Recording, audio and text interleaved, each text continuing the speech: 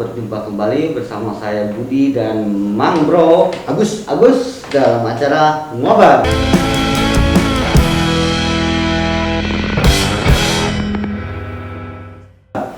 Ngobrol santai soal-soal berita terhangat ya. Terhangat dan terkini seperti biasa. Gitu. Mang, punya berita apa nih hari ini, Mang? Masih Covid lagi, Mang? Yang banyak udah ya. Covid lagi, si Covid lagi. Ini memang gimana ya? Hampir sama seperti apa namanya tuh video-video kita sebelumnya. Covid memang hangat dibicarakan. Ya. Tapi sebelumnya Mang, ada berita gembira tentang konten kita yang kemarin yang kita menyatakan mulainya hari kemarin ketika Jokowi ke Bandung itu apa namanya untuk peninjauan ya, penyuntikan perdana. Uji klinis.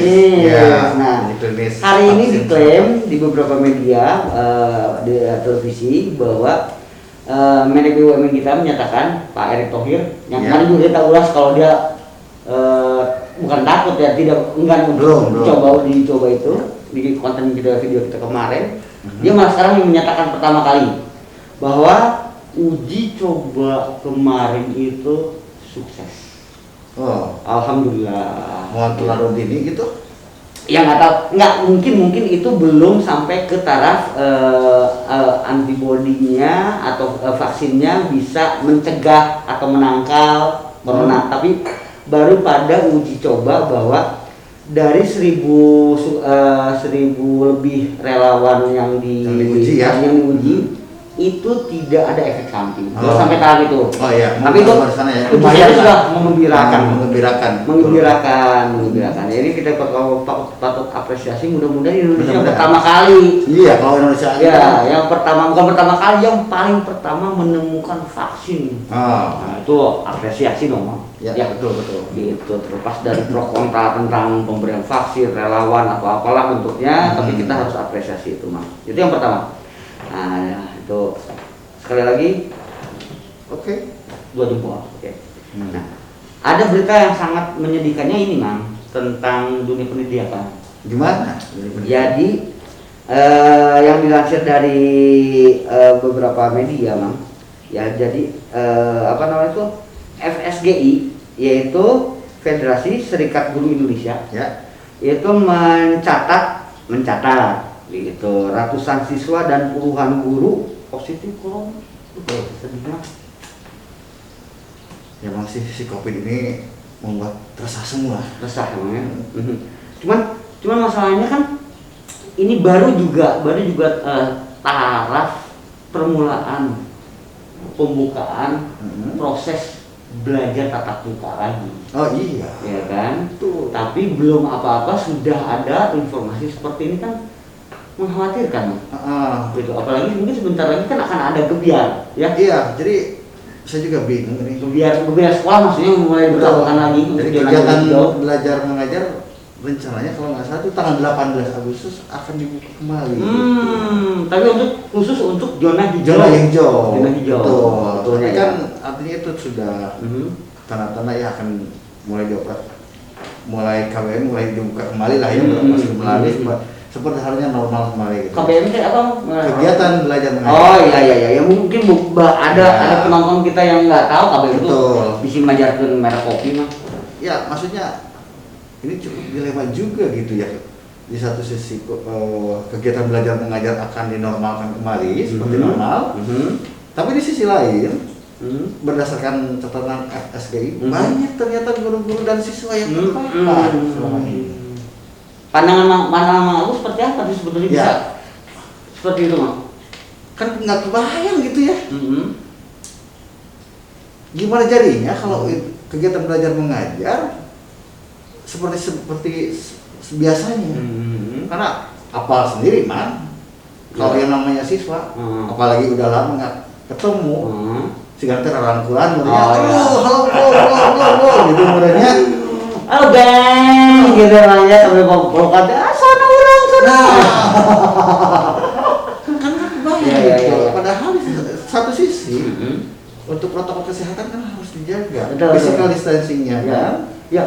Jadi masalah physical distancing ya itulah akhirnya mungkin yang dalam hal ini yang saya catat, saya garis bawahi kalau bisa kena ya mungkin apalagi kalau dunia pendidikan mungkin kan bisa sebenarnya bisa diawasi Mang ya, bisa diawasi karena terbatas ada satu kelas satu guru. Tapi yang saya ini mungkin masalah infrastruktur dari proses belajar karena begini Mang, dalam satu kelas itu kan 41 orang, 42 bahkan ada sampai 45 orang ya.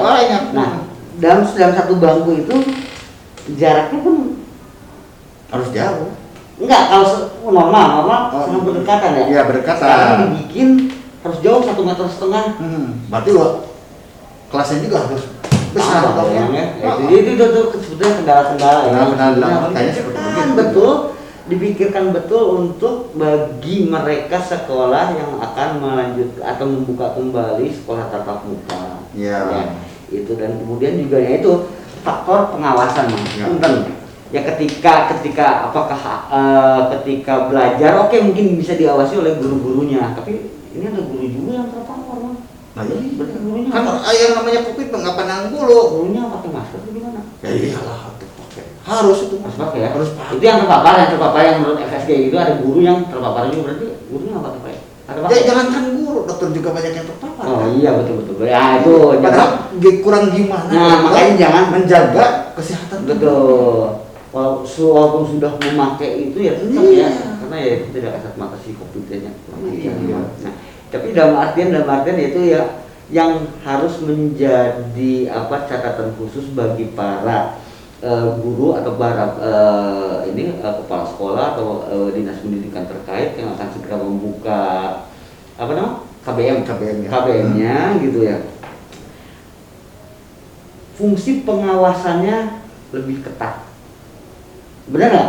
Ya kan, harus dong harus ketat. Kalau memang mau dibuka. Tapi kalau melihat gitu. pada situasi kondisi seperti ini, banyak yang guru dan siswa memang perlu juga dibuka gitu. Betul ya, ini juga buat para orang tua ya. Tapi memang dilematis ya. Iya, dilematis makanya di satu sisi banyak yang menghujat dengan kondisi sekolah seperti ini, pembelajaran jarak jauh. Tapi di satu sisi ketika dibuka, nah ini ada susah loh.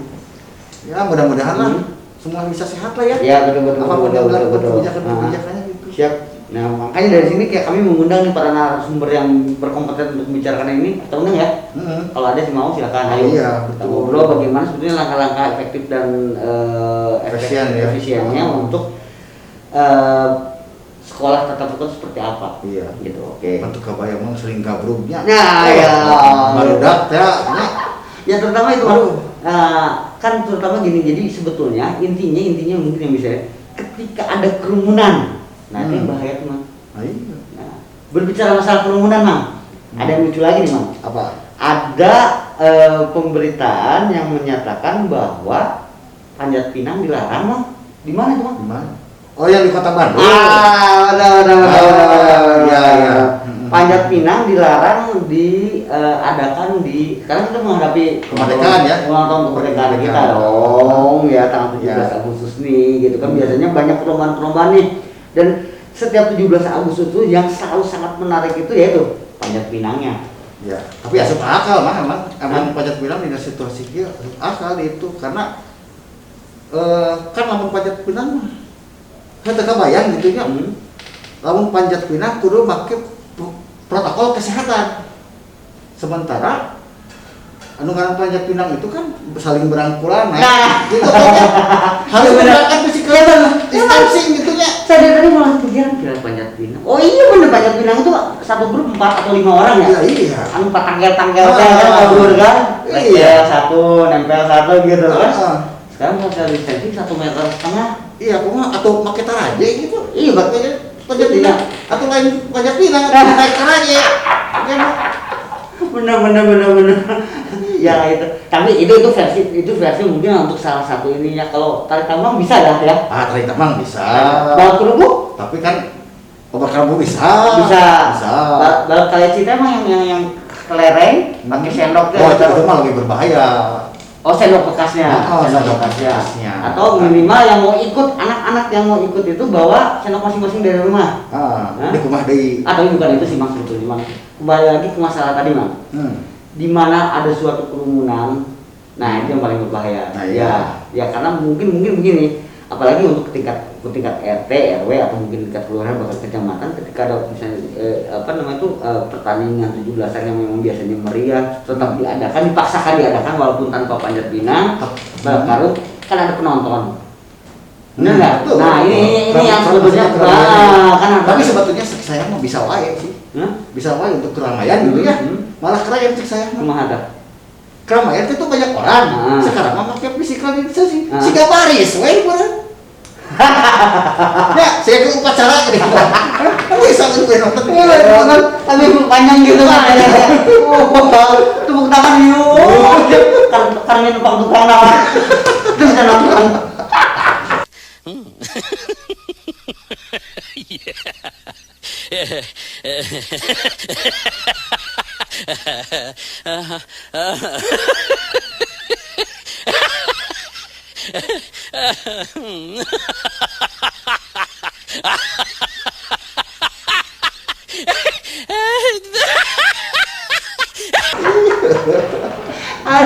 Iya, tapi kayaknya udah apa mungkin gitu ya?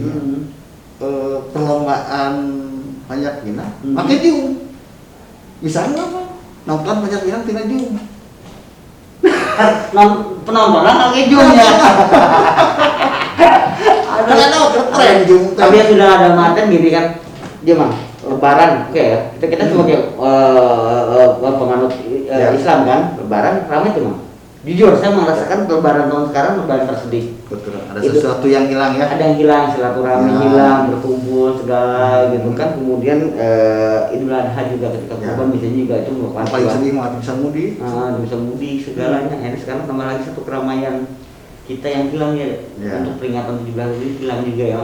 Betul. Jadi memang gimana ya? Ya serba keprihatinan. Prihatin ya, itulah itu semua dirasakan. Tapi yang penting hati bahagia. Nah, itu yang penting hati bahagia. Ya, betul. Gitu, siap Mang. Gitu. Oke, berita menarik apa lagi Mang? Udah yang bersedia ada yang menarik. Kalah. Menarik. Ada ini Mang, ada soal pulus-pulusan Mang. Pulus-pulusan yang dibagi-bagikan Mang. Mau madinya masih ada. Ada pulus-pulusan. Nah, jadi Menteri Perdagangan tuh berkunjung ke pasar. Iya. Ya, Pasar Cimahi ya. Pasar Cimahi ya. Memang di situ dia ya standar sih. Sorry banget baru para ini standar bangetnya apa ya gitu loh. Bagi-bagi ini masker, bagi-bagi masker. Itu memang pengawasan protokol kesehatan di pasar seperti Covid sudah 9 bulan, mohon maaf. Covid sudah hampir mau mendekati 6 bulan udah mau ya, udah 5 bulan ini. Ya masker mah sebarang-barang satu Mang. Emang seberapa? Masker? Saya aja masker Mang, kalau dikumpulin visil saya ada 5. Masker saya asalosin. Sok kurang naon deui. Sombong amat. Makanya masker itu ya bukan itu. Tapi ada kabar gembiranya, selain memberikan masker itu mungkin hanya sekedar oleh-oleh lah. Ada kabar bahwa katanya kaum pedagang mendapatkan juga bantuan gitu kalau tidak salah Mang ya. Mudah-mudahan benar. Ya sudah pertama-tama BLT. Wah itu mah berita menarik ya. Pedagang mendapatkan bantuan. Sembarangan. Masih biasa sih 600.000 teh mah. BLT sudah digulirkan ketika awal-awal Covid, jumlahnya juga 600. Kemarin masih juga kalau ini ada di berita kemarin dan konten kita kemarin juga ya. Bagi karyawan yang berpenghasilan di bawah 5 juta mendapatkan bantuan 600 juga ya? 600 juga selama 4 bulan. Nah sekarang juga sama. Kita sebentar, itu udah direalisasikan belum? Belum. Oh belum? Baru BLT. Baru BLT-nya aja ya? Ya lumayan lah. Iya walaupun belum tapi minimal itu ada harapan gitu ya? Informasi yang menarik. Kan yang memang apa namanya tuh menjadi apa ya, ada targetan lah minimal. Ya sudahlah, ada terbantuan dari pemerintah. Ya itu kan betul pemerintah ya. Mungkin itu kan kalau kemarin Pak Jokowi bilang itu bantuan untuk karyawan. Nah kalau buruh, kalau itu bukan karyawan, kalau pedagang itu kan Pedagang tuh buruh juga bang, ya. Ya namanya. Atau beda. Ya maksudnya buruh untuk usahanya, pengusahanya. Namanya setelah semua tetang biasa. Maksudnya gini bang. Jadi biar tidak ada tidak ada pengeneralisasian bahwa enak banget karyawan ya orang kita sebagai enak kan ada tuh, ada tuh sekarang bagi para pedagang juga mendapat bantuan mungkin nanti ada stimulus lain gitu ya. Ya walaupun punten kalau saya juga membaca ini ya itu sebetulnya walaupun berapa orang di TV nih yang 200 ribu kenal kok zaman akhirnya itu sebuah bentuk perhatian. Jangan membandingkan dengan Jerman. Emang Jerman kumaha? Bang. Jerman mah. Top 2. Bisa mau opat. Kumaha. Jadi gini di Jerman itu benar-benar pemerintahnya ini cerita. Tapi bukan alasan membandingkan kalau kita bandingkan Indonesia dengan Jerman kita belum secara ini belum sehebat Jerman lah. Jerman mah mungkin nggak punya utang, kita kan utangnya banyak, tapi segitu aja makanya udah cukup. Jerman mah begini mah, pajak untuk tahun ini tidak usah dibayar. Pajak tidak usah dibayar. Ya mungkin kalau di Indonesia konsepnya relaksasi ya. Pajak tidak usah dibayar. Kalau di kita kan tidak. Itu tapi ada dalam pengertian pengurangan atas pajak, relaksasinya seperti itu. Kalau di kita pajak bisa dinegosiasikan. Itu. Kemudian nah yang ini ada tentang kredit ditangguhkan tuh betul-betul ditangguhkan bang. Kalau di Indonesia punten nih ada sebelumnya arahan dari presiden ya dari Bapak Jokowi juga menyatakan bahwa harus ada para pengelola finansial dalam hal ini pemberi kredit itu perbankannya itu harus memberikan keringanan kepada nasabah lah ya, pada debiturnya lah ya, masyarakat lah. Gitu loh. Memberikan relaksasi kredit bagi usaha mikro, usaha kecil untuk nilai kredit di bawah 10 miliar. Baik ini yang kredit yang diberikan oleh perbankan maupun industri keuangan non-bank akan diberikan penundaan cicilan sampai 1 tahun dan penurunan bunga. Jadi dalam artian begini bang, artinya begitu itu betul-betul dijalankan. Tapi di Indonesia enggak bang. Masa?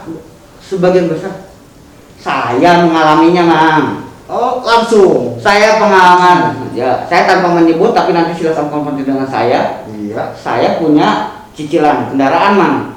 Benar, saya punya cicilan kendaraan. Itu ditolak bang. Ditolak.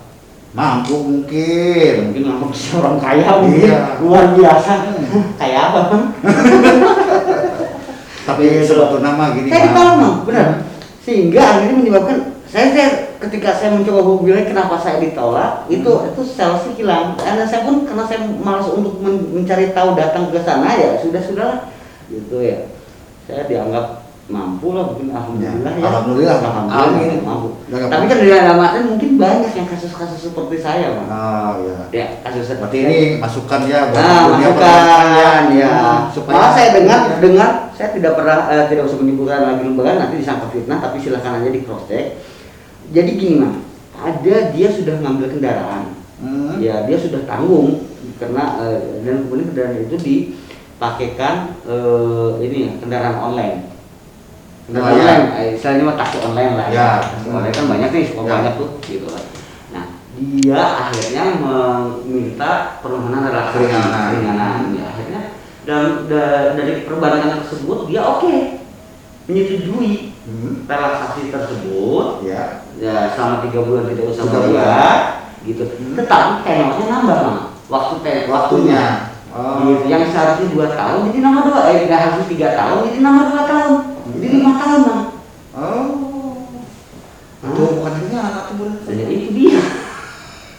Karena makan waktunya. Iya, makanya bingung tuh kan. Ada yang seperti itu. Gitu. Halnya sayangnya gitunya. Perbankan teh lu boga hutang lunas. Iya, kan jadi kan mungkin mereka juga pakai uang pinjaman juga. Minjam ini bayar ini ngasih reaksi wajib. Sama keinginan, pengen pribadi gitu kan. Jadi itu Jerman. Terus kemudian satu lagi bang. Nah, untuk pembiayaan kayak misalnya kontrakan rumah, kontrakan apartemen lah segala. Nah, jadi di sana itu gitu loh. Hingga tahun ini itu dilarang dipungut kalau ada habis masa kontraknya dilarang dipungut, apalagi diusir. Sampai pemerintah di sana melindungi. Kalau ada pengusiran terhadap si penyewa dari pihak pengelola gedung apartemen atau apa gitu, itu termasuk tindakan ilegal. Luar biasa pemerintah Jerman itu melindungi rakyatnya. Tapi lama di Jerman ayat tuh nu teu make masker didenda. Ayat tuh mesti gak itu. Itu yang belum tahu ya, di Indonesia mungkin sebenarnya. Tapi kan baru wacana. Enggak, udah jalan. Hah? Udah jalan. Udah jalan itu? Denda itu? Denda udah jalan. Oh, terus? Ya. Tapi kan itu mah efek jerak meureunnya. Ya akhirnya kalau saya sih win-win solusi lah mang. Kalau saya akhirnya kembali lagi masalahnya kalau win-win solusinya begini mang. Ya lu udah ngasih gua apa kok gua kena denda? Ya kan? Ya. Itu kan untuk mengantisipasi penyebaran COVID lebih luas lagi. Oh. Jadi sebetulnya itu mah untuk kesadaran lah, kesadaran ya. Jadi memang mungkin manusia orang Indonesia tuh harus takut-takuti ya. Enggak juga. Enggak juga. Jadi bingung kan? Bingung. Ya perlu penjelasan ini. Perlu penjelasan nanti lah ada waktu kita bahas mengapa gitu loh. Istilahnya mah sama dengan kita jalan kaki di depan jalan nggak pakai sandal tiba-tiba didenda gitu ya mang ya konsepnya gitu meureun nyapo nak itulah saya lamurin anu iya bingungnya seluruh garingu gitu siap lucu oke nah ayeuna anu deui mang anu rame teh ayeuna nya eta soal apa nih maunya banyak sekali ya soalnya banyak lah besok itu malah ya sebetulnya ada yang lebih menarik tapi kalau kita bahas kan ini nggak akan ada habis-habisnya nggak akan ada habis-habisnya gitu tapi ya jadi istilahnya catatan penting yang kita ambil hari ini yaitu gitu lah yaitu pertama sudah terbukti ketika dibuka bebas kembali tanpa mengindahkan protokol yang sudah dianjurkan disarankan tapi penyakit itu menimpa ya salah satu contohnya ya tadi guru-guru tadi FSGI tadi mengatakan ketika dibuka terjadi terus kemudian mohon maaf ya sedikit mengulas juga ke masalah perkantoran yang sekarang pemberitaannya banyak menjadi sebuah klaster baru ya klaster baru dari penyebaran virus COVID. Ya artinya masyarakat mungkin harus meningkatkan kesadarannya ya. Betul. Menerapkan protokol kesehatan di lingkungannya. Betul. Jadi jangan begitu dibuka, diperbolehkan, diizinkan, dibebaskan seolah-olah bablas. Iya, bahaya ya. Jadi tolong sekali lagi kita tidak akan bosan-bosan mengingatkan yuk kita segera perangi, kita cegah perang COVID, lawan COVID. Kita cegah, kita tekan penyebaran COVID itu yaitu dari diri kita sendiri lah, kesadaran diri kita sendiri masing-masing. Ya, gitu. Ini sebagai sebuah contoh walaupun kita sudah sebelum tadi masuk ke ruangan ke dalam studio ini kita sudah melakukan bersih-bersih lah ya. Kita sudah cuci tangan, kita juga sudah dulu. Nah, kemudian kita tetap kita memakai masker. Gitu ya. Itu mungkin salah satu contoh yang ingin kita berikan sebagai pembelajaran lah. Ya. Gitu ya. Bukan apa-apa. Toh sehat itu milik kita sendiri.